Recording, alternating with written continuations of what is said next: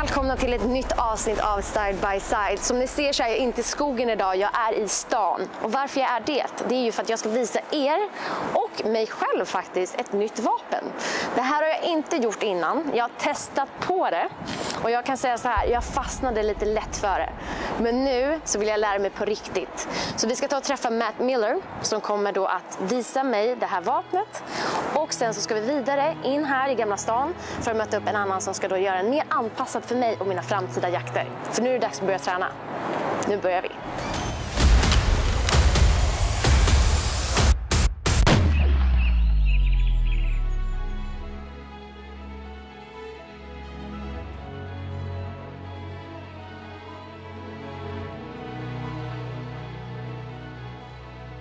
Så nu är jag äntligen alltså här hos Jari. Och Jari, du har ju varit med i svenska bågskytte...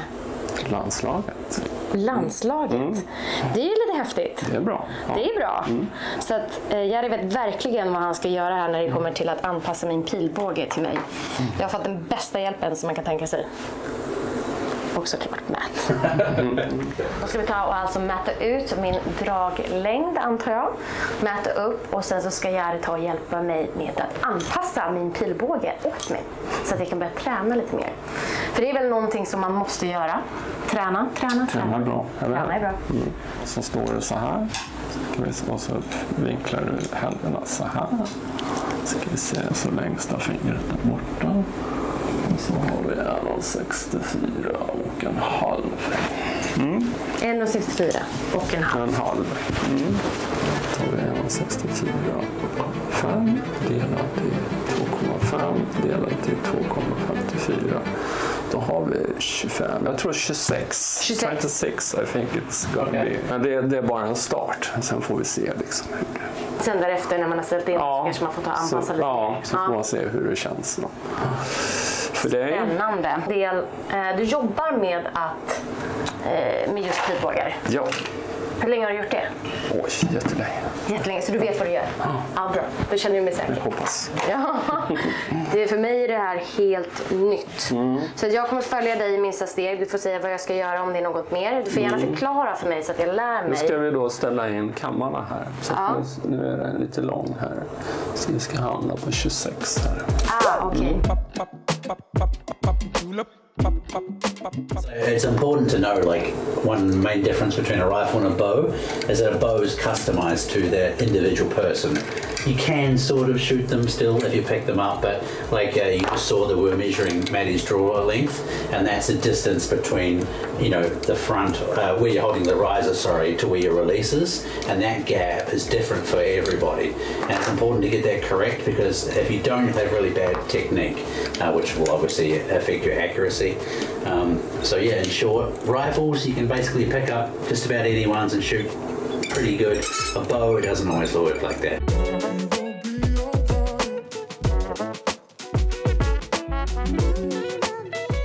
Here we got your bow. This is like my bow. Here is the rest. Yeah. That's a beautiful one. Options for the sight on there. I didn't know which one to put it on. I just thought start at the top one. Because I think the other one's probably for younger, like if you're, you know. Oh. You can adjust here also. Yeah, true. Are you saying I'm too old for this? No, not at all. Nu ska vi då sätta ett knoppläge och en loop på bågen. Okej. Så då behöver vi lite sådana här verktyg för att kunna justera.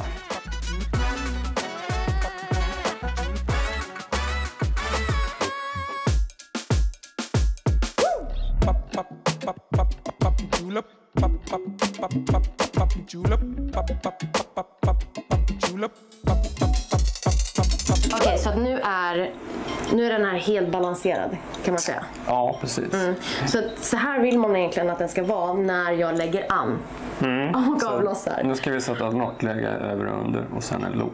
Det är den En loop. Ja, den du drar med. Så det kommer se ut så här. Nu förstår jag. Precis, och där jag också kommer att släppa alltså min trigger. Precis. Perfekt. Det här är så nytt för mig. Och det är så roligt att lära sig alla dessa små detaljer. Jag tror att det här kommer bli bra. Kan vara bra när du börjar skjuta sen att använda ett armskydd i början. Jag tänkte det också, att det ska jag ha. I början så kanske du håller bågen lite för hårt. Jag vill inte att det ska Så ta då och blir bränna. det liksom, Alltså, det gör så ont. Ja, så att när du börjar liksom skjuta sen så aldrig hålla hela handen så här.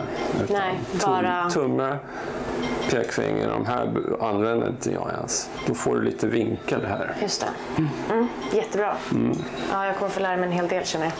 Du ska bara liksom dra upp den så att du håller den där och sen så drar du upp den. Och så ankrar du liksom i nästippen. Mundgipa nästipp. Okej. Så ska du försöka liksom, så ska vi kolla om vi... Jag ska inte släppa den. Nej, du kommer inte kunna släppa den. Bra. Okej, så när jag gör så då?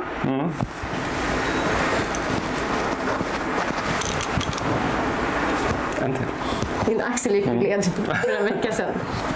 Det går inte med. Nej, då tar vi den lite...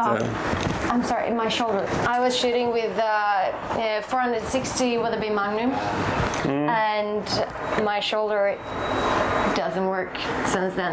So I was at this naprapat 3 days ago, and he was saying, "Be careful with your shoulder." And I was like, "Yeah, sure, no problem. I will take it easy." I'm gonna do this naturally. Ja.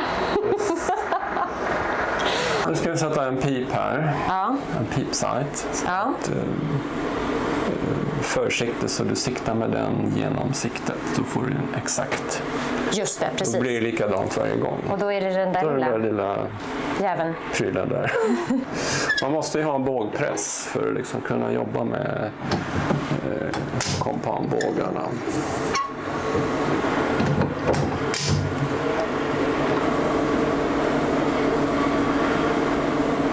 Den här, jag lämnar kvar, den sitter alltid monterad på bågen. Ja. Det här kan man använda som en sån här kisser button kallas det för. Kisser button? En ankringspunkt. Så den sätter man mot läppen? Mot mungipan. Mot mungipan?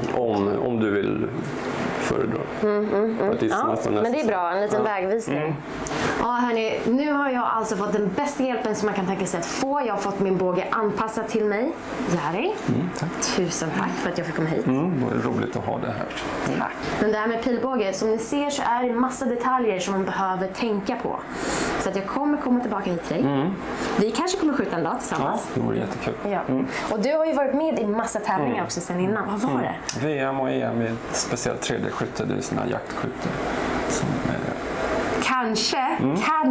Det är det som är roligt när du går en bana liksom. Ja, alltså, kanske att jag kommer dit själv en dag. Ja. Vi får se, jag börjar här nu.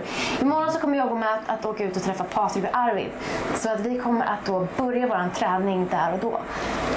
Nu är det dags för mig att börja ta och samla ihop mina saker, bege mig ut till landet och så ses vi där. Nu har alltså Patric och Arvid och Matt kommit hem till mig här för att vi ska träna pilbåge på riktigt. Det blir alltså första gången för mig då jag ska få en riktig undervisning. Med instruktör kan man väl säga, för de här killarna, de kan det här. De har tränat länge, de har varit insatta och de har även jagat utomlands med pilbåge.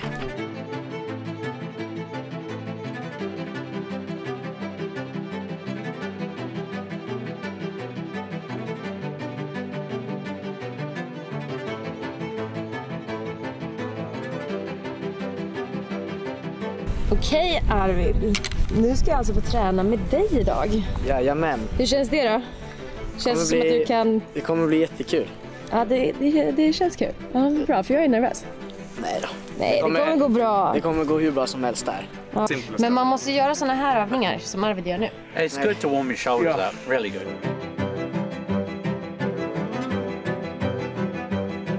Bästa övningen då, om du har ett bord och så lägger du dig under bordet. Ja. Och så tar du i kanten av bordet och så drar du upp dig som en pull-up fast under bordet. Och sen så du drar inte mot bröstet utan mot nästippen. För då är det de musklerna, samma muskler som du använder för att spänna upp bågen. Är det så? Ja. Det här med bågskytte, det är ju någonting som verkligen är helt nytt för mig. Så jag kommer ta det här grundligt från början, eller killarna ska få göra det för mig. Om jag säger så. Jag kommer ställa alla nybörjarfrågor som man kan tänka sig. För då är det stor skillnad på min båge och din båge? Ja, känn på din först. Skjut den så här på så du känner hur det känns. Skjut den. Ja, just det.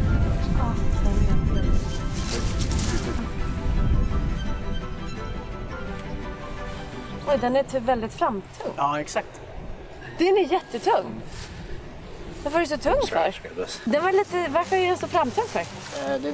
Den är gjord så. Den är gjord så? Hur är det din? Min är, eftersom jag har en stabbe. Jag har stabilisatorer både bak och fram. Så jag har försökt att göra den så stabil som det bara går. Så den är inte framtung eller baktung. Matt, Yeah. I have the real tree. It is a real tree, yeah. Yeah. I like that It's a one. really nice one. It is.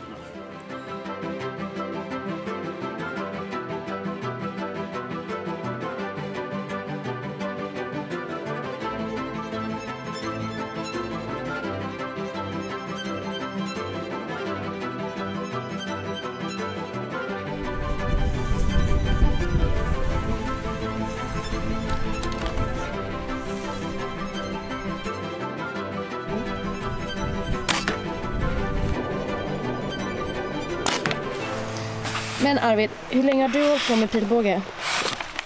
Jag tog både jägarexamen och bågjägarexamen för 4 år sedan ungefär. Lite mer än 4 år sedan. Och då har det mest varit båge?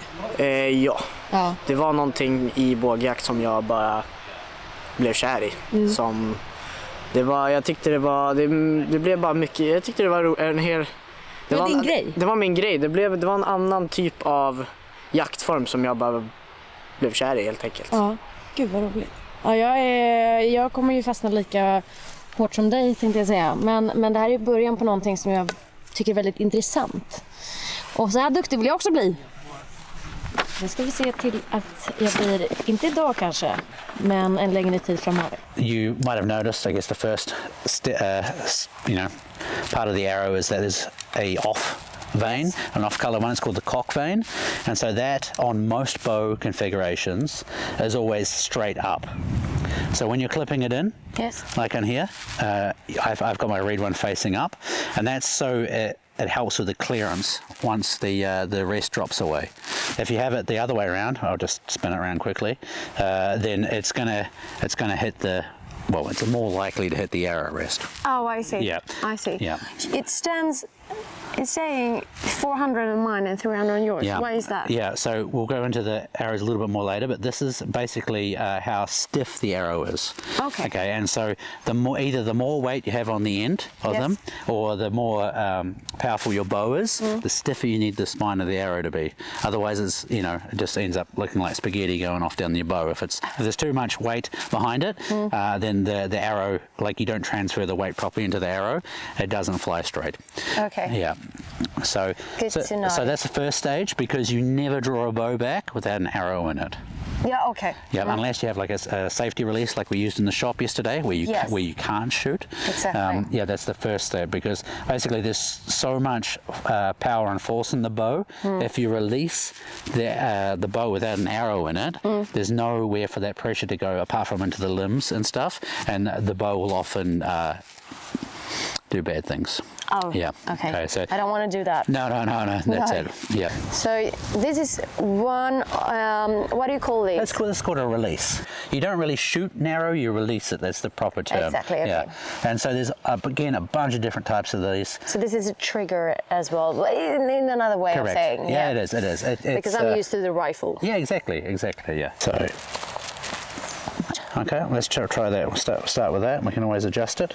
Okay, good. Yep. The key to not hitting yourself in the arm with a compound bow, a lot of it starts with your foot placement. So like in golf swing, you want to line it up this, in the same direction you want to hit the ball. It's true with your feet, except you don't want them flat across there. And I'll show you why, because like if you look at where my arm is now, it's quite close to the string. But if I open up the front foot just a little bit like that, then I get like a more open triangle shape in here, and you get more clearance, and it also puts your shoulder in a better position. Just open that front foot up a little bit. Oh, okay. Yeah, and this is you know, it's the same with everything, and people will do things their own little style a little bit. Yep. But you know, some people have a very open stance, and some people have a slightly more closed stance. But that there is going to open you up to having more clearance. I see. On it. The next part is setting your hand grip, and this bow is quite good because you can see it's got a little groove down here. Now, so you're not actually gripping the bow; you just let it float in your hand. But it's important, if you look down here, that these knuckles are kind of almost 45 degrees. So it's, I mean, like, that's pretty good. And then if I spin it around, you'll see that my fingers are basically lined up down that line on there. Okay. Yeah. And so I'm not, again, once I'm back with the bow, I'm not gripping onto it. Look, I mean, you can see that it just floats in that pocket. And it's very important you don't grip it, because when the arrow releases, like if you're holding onto it, it torques the bow. That makes it go like that, like jolt around basically. So that's something everybody grips at the start, so don't worry. I know it's going to happen, but it's just something that you have to mentally start getting used to. Yeah. And then once you've set your grip, basically what you're going to do is just focus exactly on the point that you want to shoot. So from now, like, say I want to shoot that top yellow dot on there, I'm bringing it up, I'm looking at it, and then I'm pulling back through, and I'm bringing, see the string on here, to the same spot every single time, and I'm lining that back side up on my target. So the best way to learn is that you're going to break those steps down and just practice each step. Too much? No, yeah. That's a lot. It's a lot of information, yes. And, like, if you really stick to it, you'll be shooting good at 20 in about 2 weeks, I think. Yeah. I hope so. Yeah, well, yeah. I'm going to practice. Yeah. So can I see you shoot? Yeah, of course. I would love that.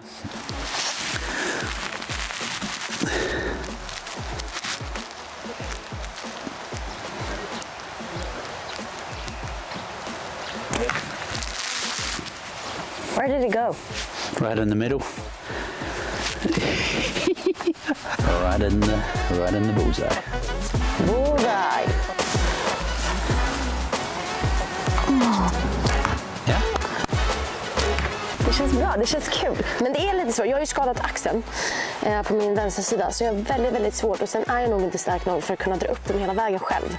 Och det är något som jag måste fixa och lösa och jobba på. Okej? Let's do it. Yes.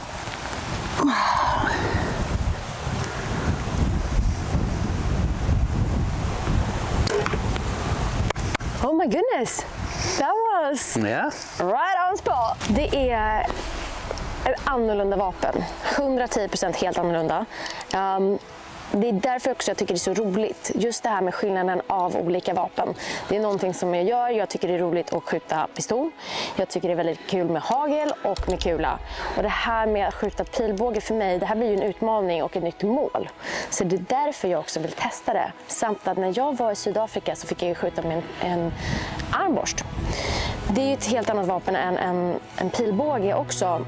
Men jag fastnar lite mer i hur det skulle kunna vara att faktiskt jaga med pil. Så att, ja, jag lär mig mycket just nu. Jag kommer bara fortsätta, jag kommer träna, jag kommer stå här och jag kommer verkligen ge mig in i det. Det känns faktiskt kul. Arvid, nu får du ta och skjuta lite. Jag vill se hur du gör. Ja, vad tänker du på när du skjuter? Jag vill se liksom hur du gör.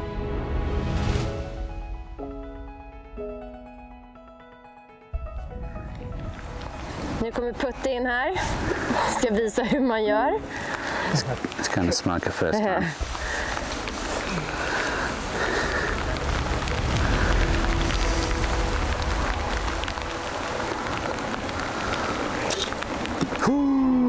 That was so close. Nu jäklar, hörni. Beautiful.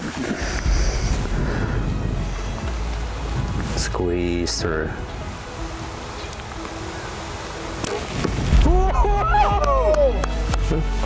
No way! I think you might have nicked it, yeah. Did I hit it? way! No way! Nice. Va? It's the best outcome ever. Right in the middle. Right in the middle! Almost right in the middle, but it's a hit! Det är så jävla bra, man. Det här var ju faktiskt helt sjukt. Men nu är det dags för mig att börja avrunda detta avsnitt. Jag vill ju inte göra det, men vi kommer ju att ses i nästa avsnitt. Så glöm inte att prenumerera, så ses vi snart igen. Nu ska jag och killarna ta och träna lite mer. Perfekt, där har vi det.